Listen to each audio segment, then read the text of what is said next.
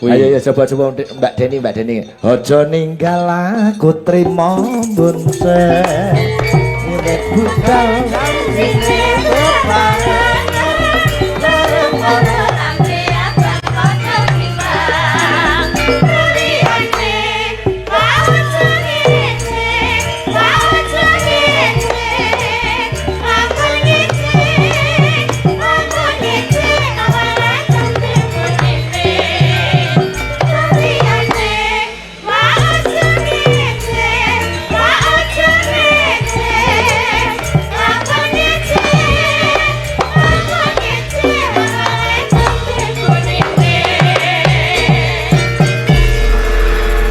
Sugeng dalu Mbak Deni. Nggih, wilujeng dalu.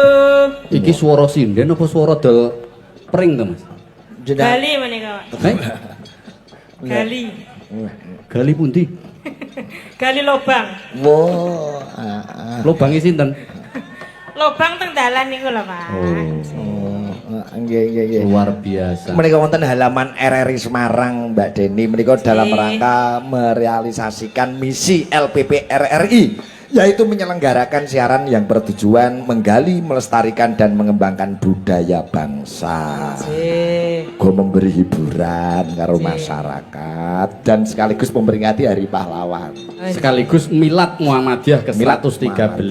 Nggih.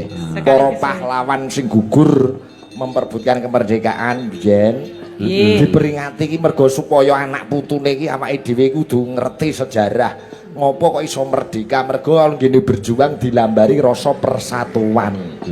Tanpa persatuan, tanpa kebersamaan tangeh mokal iso ngerebut kemerdekaan. Betul. Nilai-nilai kegotong royongan, persatuan dan kesatuan yang harus kita jaga. Semangat pahlawan kita dulu merebut kemerdekaan. Kalau temane Milad Muhammadiyah tahun ini memajukan kesejahteraan bangsa. Oh ngaten. Nggih. Sebabnya Muhammadiyah niku wiwit saka jero garba ngantek mati diurusi kabeh. Oh nggih. Nah, wiwit ning jero garba ana rumah sakit, ana PKU. Nggih. Nah, terus sekolah SD, TK, SD, SMP, kuliah. Universitas ning nggone Jawa Tengah wis ana 28 universitas. Oh mekaten nggih. Nggih, pendidikan SD ngantek 155 sak Jawa Tengah. Hebat. Iya. Nah, biyen niku rumah sakit, panti asuhan, terus pendidikan. Nah, sakniki merambah Muhammadiyah arep nggawe pabrik utawa nggawe usaha. Tujuannya apa? Sakniki niku wong lulus sekolah arep golek gawean angel. Mula Muhammadiyah melihat itu, peluang itu gen dadi manfaat kanggo masyarakat umum. Oh, mekaten nggih. Dek. Coba. Diaturin apa niki, Mas? Ulah lagune mumpung ditunggoni. Niki ngapunten Mas saderenge niki ketinggalan ten Dik Pawesti. Oh, sing duwe Kusuma Wijaya. Enten Mbak Westri to? Nggih. Pundi. Teng mriko lho. Mumpung dereng mantuk. Kene. Enggak. Sing di Kusuma Wijaya. Lah iya. Ditembake cakraning rat lagumu, Mbak. Nggih. Nggih. Wah, lagune saged ndayani kagem rencang-rencang damel pados rezeki. Gini. Gini. Nggih. Sembah nuwun. Aku ndengi kelakon dalang ning alun-alun diberkahi Mbak Westri. Oh nggih. Mriki Mbak Westri. Penonton YouTube rawuh channel biar tahu siapakah beliau Mbak Pawestri menika. Iya. Nggih. Kondang kaonang-onang. Nggih. Iso gawe lagu, antik puno kok biasa. Deni kok gawe masalah. Nggih. Lah nggih to. Lah kuwi mending gawe masalah. Lah napa? Gawe anak. Mbak Pawestri mriki Jumeneng. Jumeneng. Dalemipun pundi Mbak? Tutupane sing bolong. Dados pun beda pirsa penonton Sigit Channel niku angger request niku lagune sampean terus. Nah, Mbak Pawestri dalemipun saking pundi Mbak Pawestri? Biar tahu. Wilujeng dalu Pak Cige, Dalu. Pak Ketut, Nggih. nggih. Nyuwun pangapunten saderengipun menika. Kathok kula suwek-suweke niki. Mboten napa-napa. Kula malah seneng sing suwek-suwek ngoten niku. Niku modis. Model. Nah, nggih. model. Variasi. Variasi. Dadi ora kok sengaja disuwek niku mboten. Nggih, leres. Niki dos pundi niki? Nih, biar penonton Sige Channel dan yang di RRI tahu siapa pencipta lagu Sumowijoyo. Mbak Pawestri ki dalem saking pundi ngono. Nggih, pitapi alah kami sosolan to Pak aku grogi tenan. Nggih. Derek pitepangan nami kula Pawestri. Nggih. Asli saking Semarang. Semarang niku luas Semarangnya pundi. Pedurungan. Oh, Pedurungan. Kecamatan Pedurungan Telogosari Kulon. Oh, nggih. Cedak Panti Asuhan Muhammadiyah. Nggih. Laguku Sumowijoyo menika tercipta tahun pinten? Sebenarnya 1 tahun yang lalu, 1 cuma tahun. baru terrealisasikan tahun ini. Menceritakan tentang apa lagu ini Mbak Pawestri? Napa nggih?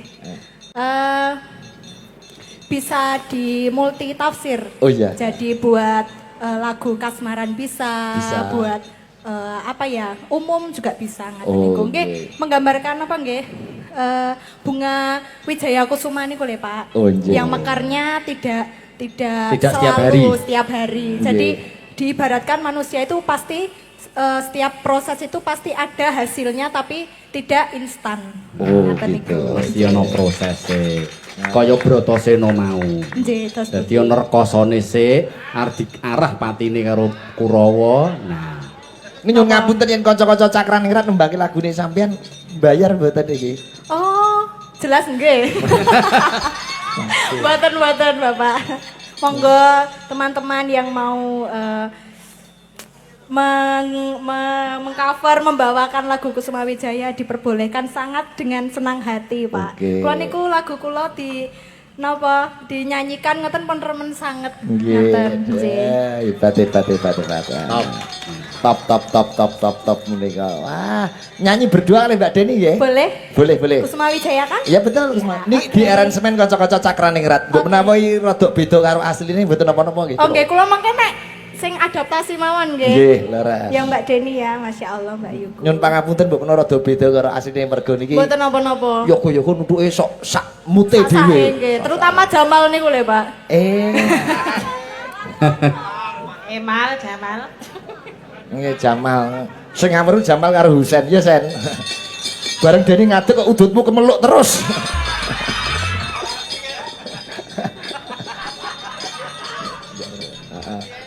Loh, aku iki. Yo, coba kayak apa? Kusuma Wijaya Mbak Deni kalian Mbak Pawestri sang Pawestri. pencipta. Dados.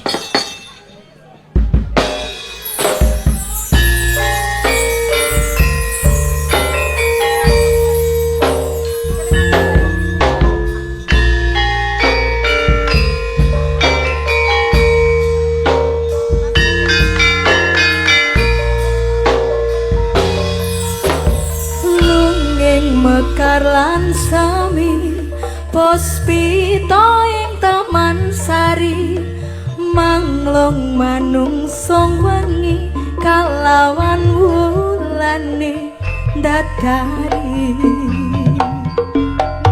Ngambarung sasmita sang kumbang wewayang nerangsang pucuk sarine kembang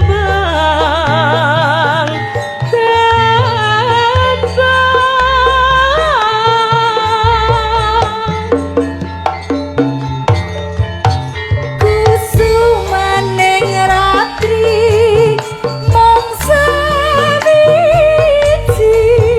kinanti mematri satroning ati kang suci lintang-lintang pancerana antariksa ati bumi hayu sang rina Kusuma Wijaya Kusuma Wijaya by Mbak Pawestri.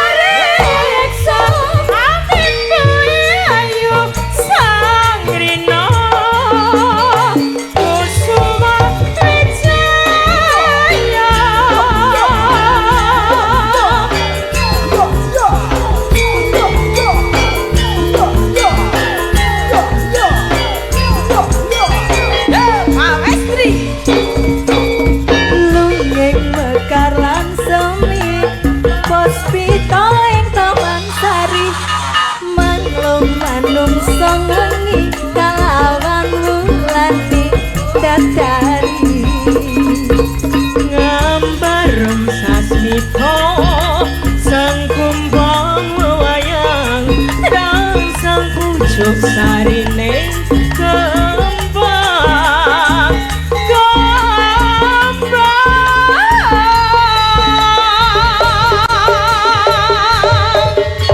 kusumaning ratri mangsa wiji kinanti mamatri satroning ati kang suci lintang lintang panjarana antariksa ati bumi ayu sangrina kusuma wijaya kusumaning ratri mangsa wiji kinanti mamatri sajroning ati kang sepi lintang lintang panjarana antariksa ati bumi ayu sangrina kusuma wijaya ati bumi ayu sangrina kusuma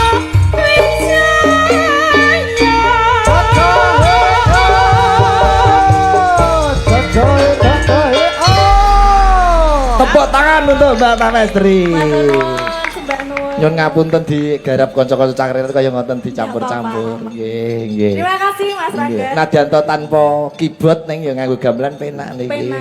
Nggih. Iso tambah terkenal ya Mbak Westri ya. Amin pangestunipun. Ndamel lagu melih njing ben digarap kanca-kanca cakran ning Siap, ngeran. siap. Nggih. Nggih, mbah nuwun Mbak Paitri, mbah nuwun, mbah nuwun.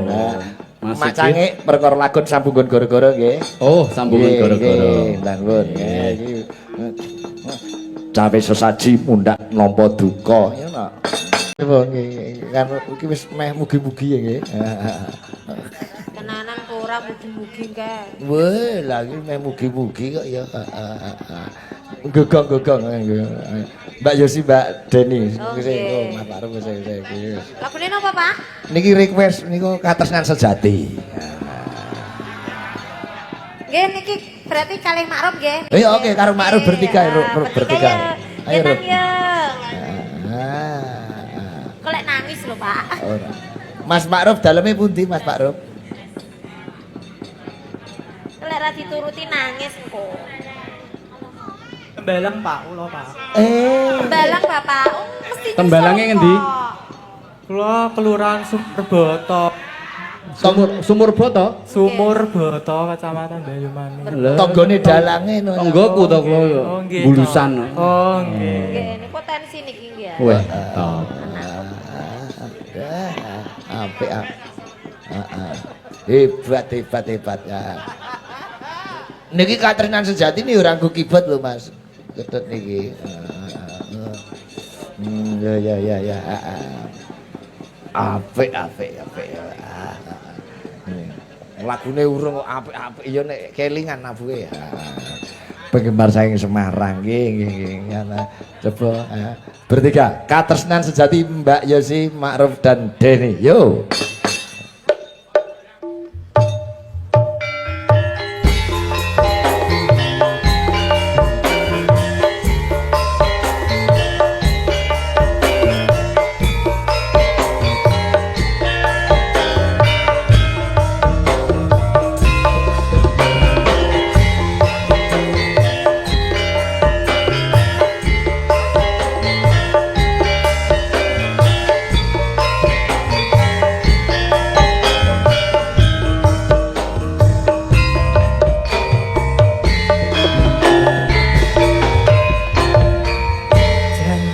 Tresno disakseni lintang-lintang ing tengahing wangi ati kang ngandheng asmara Gusti kula paringa usada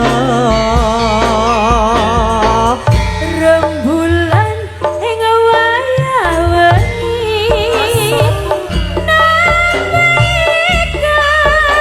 kasih ati iki padha janate nang endi doang bagus sing tanti-anti.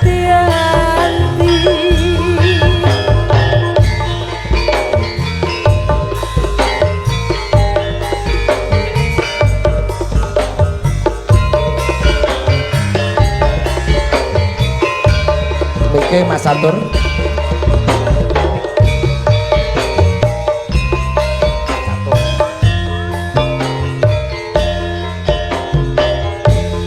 Wong bagus ojo sira nelongso. Aku teko gendong tresno. Lelangen asmara gawe sing urusa. Nampani ati kuciwa. Kang Mas tentrem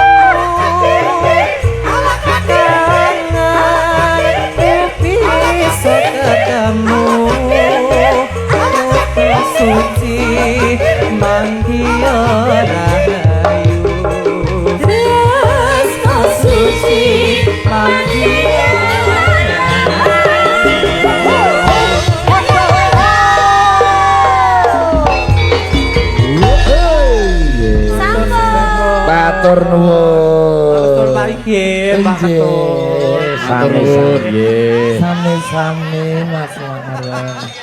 Aja ditanggep menggok terus sampean. Jan suarane sae hebat hebat. Suarane apik. Nggih nggih. Suara double ya. Nggih. Lanang wedok. Sakit ini. Saged. Bisa suara cewek juga. Oh, ya cocok. Nggih. Mbah nuwun kanca-kanca UNES, kanca-kanca Sobokarti.